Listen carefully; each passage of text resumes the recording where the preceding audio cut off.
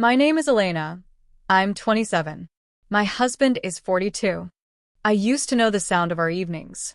Water on the stovetop, two porcelain cups, a soft clink of lids, his voice rolling through the kitchen like a gentle wave.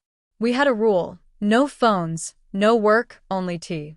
He'd ask about the book I was reading. I'd ask about the new project. We traded small stories like gifts. When the steam rose, we leaned closer. That's how we learned each other, one sip at a time. Lately, the kettle whistles to an empty room. He comes home with the same tired step and sets his keys in the bowl by the door.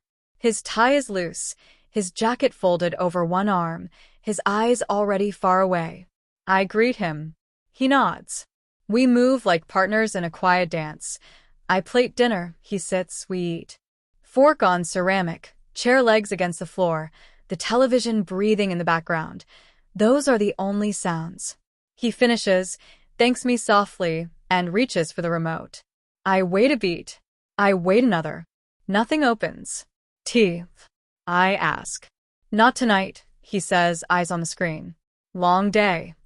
Okay. I smile at his profile, but it's like smiling at the side of a wall. Our son wants to show him a drawing, 3 figures holding hands under a crooked sun. Later, my husband says, already sinking into the couch. I guide our child to the hallway and tape the paper near the calendar. Next to it, I mark the weekend I planned for us months ago. A circle around the date, 2 small hearts. He had promised we'd go. Flights were never booked. Meetings appeared like storm clouds. I wash the cups we no longer use. The scent of jasmine rises and disappears. In the reflection of the window, I see myself in the same kitchen, younger by a few years, laughing at some story about office politics, his hair wet from the rain, his hand over mine while we argued about whether the tea was oversteeped. That girl reached forward without thinking. This version pauses at every edge. At night, I try to start small. A headline I read, a neighbor's new puppy, a recipe that failed. He nods. One-word answers slide across the table and fall. When I ask follow-up questions, he looks sorry, like a man standing in a doorway with no handle. I'm just tired, he says. The words have become furniture, always there, impossible to move. On Friday, I send our son to my mother's. I want space for the 2 of us, not the kind of silence that makes a child look at you with puzzled eyes. I cook his favorite dish, the one I learned during our first year together. It takes time, marinade, a slow simmer, a sprinkle of herbs at the end. I set the table with linen napkins and the good plates we save for guests who never come. I dress in the shade he once called my lucky color. I put on lipstick I only wear when I want to be brave. He walks in later than usual, stubble shadowing his jaw, phone in his hand. He stops when he sees the table. What's the occasion? He asks. You, I say. You and me. He smiles the polite smile he uses with clients. You didn't have to do this. I wanted to. We eat. The food is tender, the conversation not. He compliments the seasoning, then drifts back into the safe harbor of silence. I try to guide us somewhere warm. How did the presentation go? Fine. Anyone give you trouble? Not really. Do you want to decompress? We could walk after dinner. Just 20 minutes. He glances toward the door to his office. Maybe later. We clear the plates. I dry my hands on a towel and take the risk I've been postponing. Can we talk? I ask. My voice is careful, as if sound itself might break something. He looks at me, surprised, as though the word talk is unfamiliar. Now. Yes, please. We sit on the couch. The television is off. The house is a held breath. I don't want to accuse. I want to understand. I place my hands on my knees so I won't wring them. He leans back, palms flat against his thighs, bracing. You've changed, I say, steady. We don't talk anymore. I feel like I'm standing in front of you waving, and you're on the opposite shore. He stares at the carpet's pattern. For a long moment, only the refrigerator hums. When he looks up, his eyes are tired in a way that's deeper than sleep. Of course I love you, he says, answering the question I haven't asked out loud yet. I'm just tired. Work is hard. There's a lot going on. I'm the one everyone leans on. It doesn't stop. I don't want to bring it home. I don't need every detail, I say. I just need you. I know, he whispers. Be patient with me. Please. He reaches for my hand, warm and brief. I nod because I want to believe. We make a soft promise without shape. He'll try, I'll wait. It feels like handing each other a rope in the fog and trusting there's the same cliff on both sides. The rope holds for a few days, then slackens. He returns to late nights, early mornings, weekends with the guys or the team. He answers my messages with short replies that land like receipts. When I suggest a weekend away, the one on the calendar, he rubs his temple. Not now. Maybe next month. I erase the hearts with a wet cloth, leaving pale circles on the paper where the ink bled. In the evenings, I open the old photo album. Our wedding day, his tie crooked because he danced with my aunt before the ceremony. Our first apartment with a tiny balcony, tea plants lined up like soldiers. A blurry picture from a road trip, our faces reckless with sun. I should close the book, but I don't. I let the past hold my hand for a minute. Then I put it back on the shelf and face the living room as it is. Dim, neat, quiet, my husband's silhouette against the light of a screen. Do you remember when we named the teacups? I ask one night and attempt at a bridge. He blinks. We did. You called yours Captain. Mine was Navigator. He smiles almost. Sounds like us. It did. He doesn't ask what they're called now. I don't say that mine sits under the cabinet behind a stack of bowls. His has a chip on the rim, small, sharp, the sort that nicks you by surprise. On a Sunday, he spends the afternoon in his office. I stand outside the closed door, fist raised. The wood is warm from the heater. I could knock. I could walk in and break the spell. Instead, I lower my hand.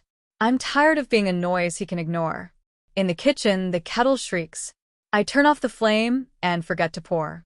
The water cools in the pot. I sit at the table and listen to the house settle. A clock ticks in the living room. A car door slams somewhere on the street. A neighbor laughs. Small lives are happening everywhere. Ours feels paused. I write a list on the back of a receipt, not goals, not threats, just truths I can look at without shaking. I miss the sound of us. I miss being looked at. I miss his questions. I do not want to beg for attention. I still love him. Later, when he comes out, he finds me rinsing the kettle. He kisses my hair, a quick brush, and says, "Going to sleep." "Good night," I say. I stay in the kitchen a little longer, hands on the edge of the sink, cool metal under my fingers. The window shows my reflection and the faint outline of the dark yard. I imagine a younger me there, lifting the cup, laughing about how we overbrewed the leaves. I lift the empty cup now and hold it to my face.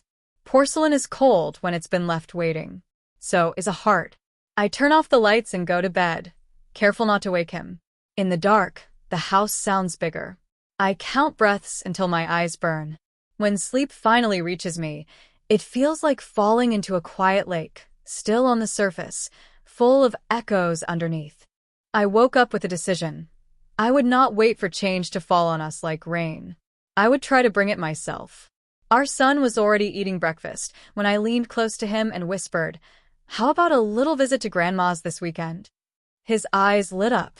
I packed a small bag with his toys and favorite pajamas, kissed his soft cheeks, and watched him wave as my mother closed the door behind them. For the first time in weeks, the house belonged only to my husband and me. I wanted to believe that this was what he needed, just us, without distraction. I spent hours in the kitchen preparing his favorite meal, the one he had once called comfort on a plate. The aroma filled the air with garlic, herbs, and slow-cooked tenderness. I laid the table with care. Linen cloth, tall candles, glasses that had gathered dust in the cupboard. I slipped into a dress he had chosen for me years ago, when he still noticed things like the curve of fabric or the shade of a necklace. My hands trembled as I brushed on lipstick. When the key turned in the lock, I straightened my back. He entered, shoulders heavy, phone pressed to his ear.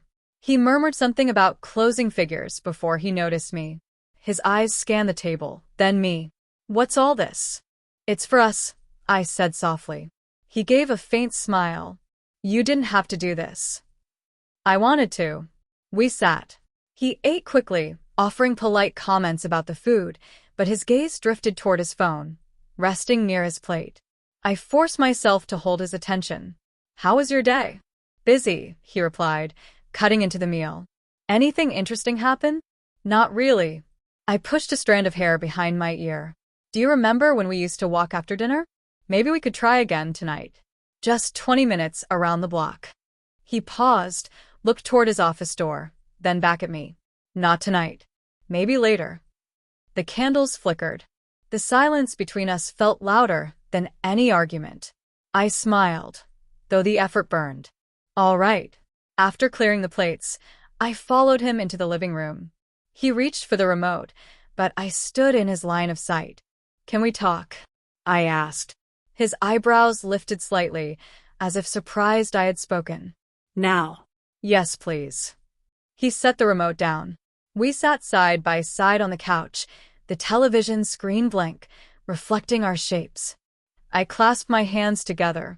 You've been distant, I began, careful not to let my voice shake. We used to share everything. Now, we hardly speak. I feel like you're drifting so far away, I can't reach you. His head lowered. For a moment, I thought he wouldn't answer. Then he exhaled. Of course I love you. I'm just exhausted. Work has been relentless. I don't want to unload it all on you. You don't have to unload. Just talk. Just let me in, I whispered. He covered my hand with his. His palm was warm, but brief. Please be patient. I'll try to change. That promise kept me alive for a while.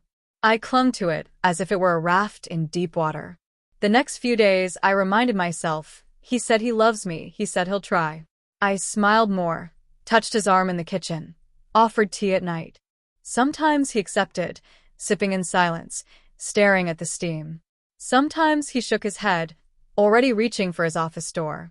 Weeks passed. His effort was small, fleeting, like sunlight on a cloudy day. I began to realize that waiting was not enough. One evening, I circled a weekend on the calendar. I decorated the square with 2 hearts and wrote, "Just us." When he came home, I showed him, my voice bright with hope. I found a place we could go, a little inn by the lake. Our son can stay with my mother. He rubbed his temple, eyes narrowing at the calendar. Not now, Elena. I have meetings. Maybe next month. The marker hearts blurred under my thumb as I rubbed the square clean. The paper tore slightly where the ink had sunk deep. That night, I sat in the living room with the album of old photographs. Our wedding smiles beamed from glossy pages. There we were on our first trip together, grinning at the camera, hair messy from the wind. I touched the images as if they could speak, as if they could remind him of who we used to be. When he emerged from his office, I tried once more. Look at this picture. Remember that beach? He glanced at the photo, then back at his phone. Yes, of course. Good times. He patted my shoulder and walked toward the bedroom. I remained with the album, open on my lap. The laughter frozen on those pages felt like ghosts haunting me. On Sunday afternoon, I gathered courage again. I brewed the tea we once loved, the aroma of jasmine filling the air. I carried 2 cups to his office. The door was closed, but I raised my hand to knock. I stood there, listening to the muffled clatter of his keyboard. My knuckles hovered an inch from the wood. My heart beat like a drum. But I couldn't do it. My hand dropped. I turned and walked back down the hallway, the cups trembling on the tray. I sat alone at the kitchen table, steam fading into the air. When I finally touched the cup to my lips, the tea was already cold. I stayed like that for a long time, tracing circles on the table with my fingertip. I thought of all the ways I had tried. Dinners, smiles, invitations, patience. Each attempt had slid off him like water against stone. Later, when he came out, he stretched and said, "I think I'll head to bed." "Good night," I whispered. He kissed the top of my head without meeting my eyes. His footsteps faded down the hall. I remained at the table, staring at the empty cup, feeling the weight of my own silence pressing back at me. The house seemed to breathe slowly, each tick of the clock louder than the last. I realized that I was beginning to lose not just him, but myself. The night it happened began like any other. He came home late, his shoulders bent under invisible weight. He greeted me with a quiet evening, kissed the top of our son's head, and retreated to his office. I cleaned the kitchen, folded laundry, checked tomorrow's grocery list. The house was calm, yet something restless coiled inside me, a tension I couldn't name. When he finally stepped out, he left his phone on the living room table while heading to the shower. I didn't touch it. I had promised myself never to pry. Trust was the last thread I held onto. But as I passed, the screen lit up. One short message glowed against the dark. I miss you. Did you think about me today? My breath caught. I froze. The words stabbed sharper than any shout. I didn't open the message. I didn't need to.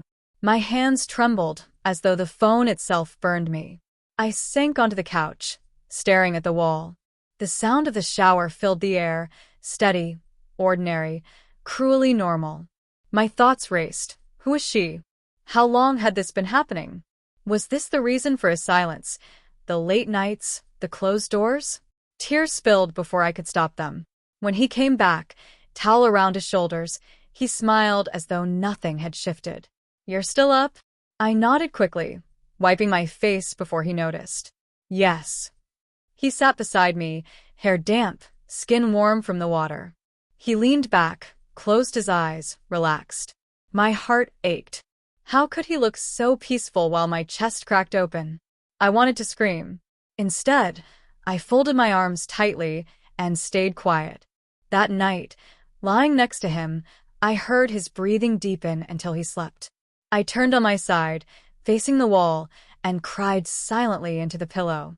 I remembered our vows, the nights of laughter, the promises whispered over steaming cups of tea.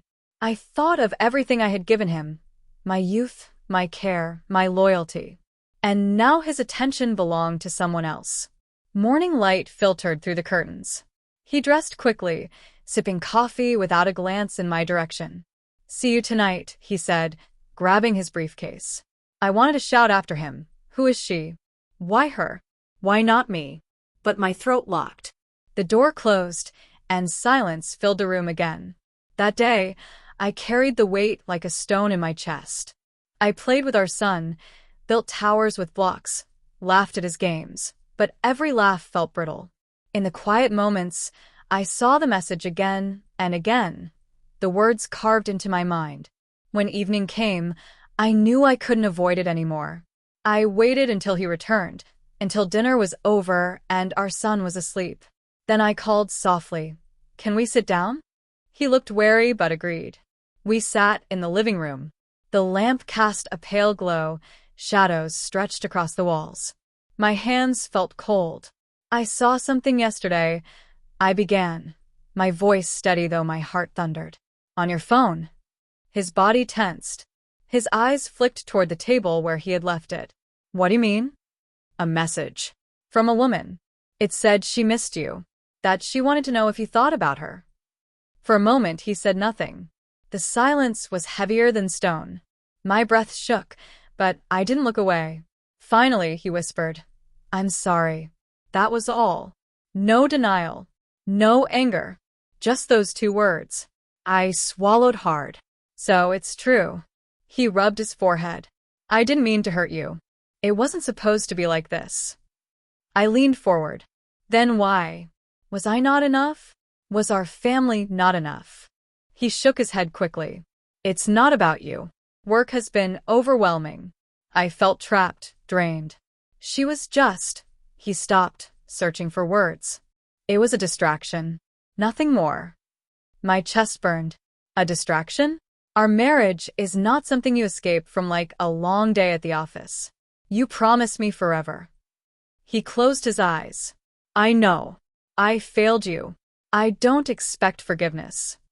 I stared at him, waiting for the fire of anger, but instead I felt a deep tiredness. The months of silence, the cold dinners, the broken promises.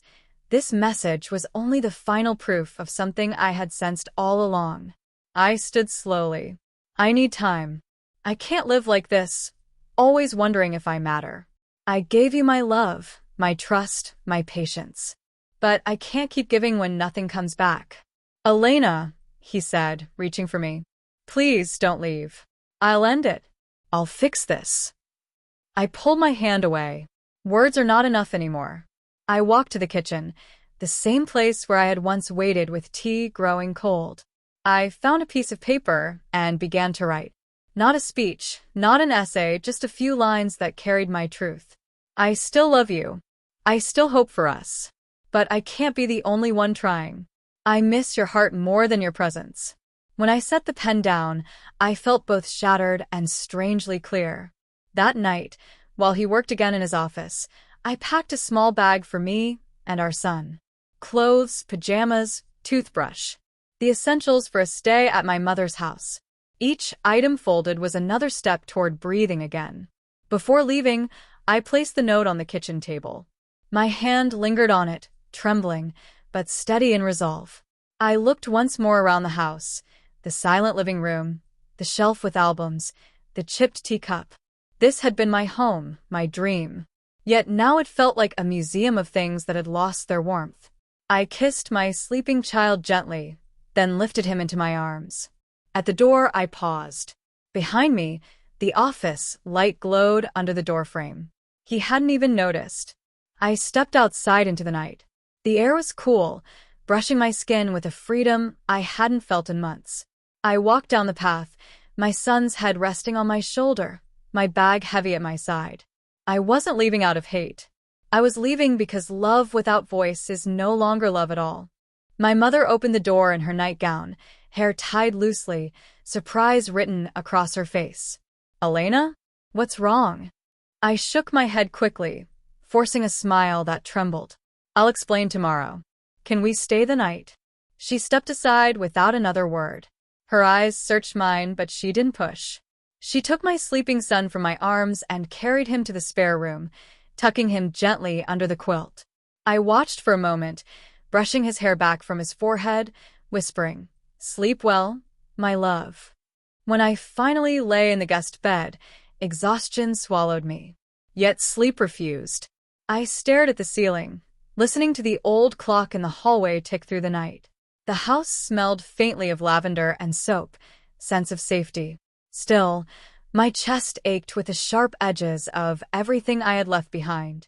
Morning light brought no relief. My mother sat across from me at the kitchen table, sliding a cup of coffee into my hands. She didn't ask questions right away. She let me sit, let me sip. Then she said softly, "You don't have to carry it alone." Tears pricked my eyes. I told her, not everything at once, but enough. The silence, the distance, the message. Her face tightened, her hands curling around her cup. "I wish you hadn't gone through this in silence for so long." "I thought it was just stress," I whispered. "I thought if I waited, if I tried hard enough, he would come back to me." She reached across the table, squeezing my hand. "Love isn't supposed to make you disappear." Her words pierced me, simple and clear. For the next few days, I stayed with her. I played with my son in the garden, watched him chase butterflies, listened to his laughter. That sound was my anchor. Yet each evening, when the sun dipped, I felt the heaviness return. Would he call? Would he show up at the door? On the third evening, the phone rang. My mother handed it to me. His voice came through, weary, strained. "Elena, please come home. We need to talk." My throat tightened. "Talk," I said quietly. "That's all I ever asked from you." He was silent for a beat. Then, "I know I failed you. I ended it. There's no one else now. I swear it. Just come back. We can fix this." I closed my eyes, listening to the pleading in his tone. I wanted to believe, wanted to rush home and let his arms erase the distance. But the truth was heavy. You say words, but I lived months without them. I can't go back to that silence. "Elena," he whispered, "don't give up on me." "I'm not giving up on you," I said firmly. "I'm choosing not to lose myself." I hung up before he could answer. My hands shook, but my heart felt strangely steady. The following morning, I returned to the house alone. My son stayed with my mother. I needed space to think without his small eyes watching me. The house was exactly as I left it, his office door slightly ajar, the note still on the kitchen table. He sat in the living room, staring at it. When he looked up, his face was pale, his eyes red. "You came back," he said. "I came for my things," I replied. He flinched as though struck. "Is it really over?" I sat across from him, keeping my voice calm. "I don't know what the future holds. But right now, I need distance. I need to breathe without waiting for scraps of attention. You took our love and locked it behind that office door. And when you opened it, it wasn't me you let in." His lips parted, but no words came. Finally, he whispered, "I'm sorry. I don't know how to undo this." "You can undo it," I said gently. "But you can learn from it. Whether that's with me or without me, that depends on what you do next." We sat in silence, but for the first time in months, it wasn't empty. It was raw, heavy with truth. I stood, collected the small bag I had packed, and moved through the house. In the bedroom, I folded a few clothes into another suitcase. My eyes lingered on the framed wedding photo on the dresser. Two people smiling as though nothing could break them. I lifted it, traced the glass with my finger, then set it face down. When I returned to the living room, he was still sitting, shoulders slumped, hands clasped as though in prayer. "Will you come back?" he asked. I met his eyes. "Maybe. But only if there's a reason beyond apologies. Only if I see the man who once sat with me every night, listening, laughing, sharing life. Not this stranger who hides behind silence." He nodded, tears sliding down his face. For a moment, I wanted to hold him, but I held myself instead. I walked to the door, suitcase rolling behind me. The evening air was cool against my skin, carrying the scent of rain. I paused at the gate, turned back once. He was standing in the doorway, watching me with a face I barely recognized. I whispered, not for him but for myself, "Sometimes silence says everything." Then I stepped into the street. Back at my mother's house, my son ran into my arms, laughter spilling from his mouth. I kissed his hair, breathing in the warmth of his innocence. In that moment, I understood something. Love isn't only about staying. Sometimes it's about leaving so you can be whole again. That night, after tucking him into bed, I brewed a cup of tea. I sat by the window, the steam curling upward. For the first time in months, I didn't feel invisible. I felt present, alive, visible to myself. I thought of the future, uncertain, maybe painful, but mine to shape. Whether our marriage survived or not, I had already chosen the path back to myself. I lifted the cup, whispering, "To new beginnings." The tea was warm against my lips. And this time, it wasn't cold.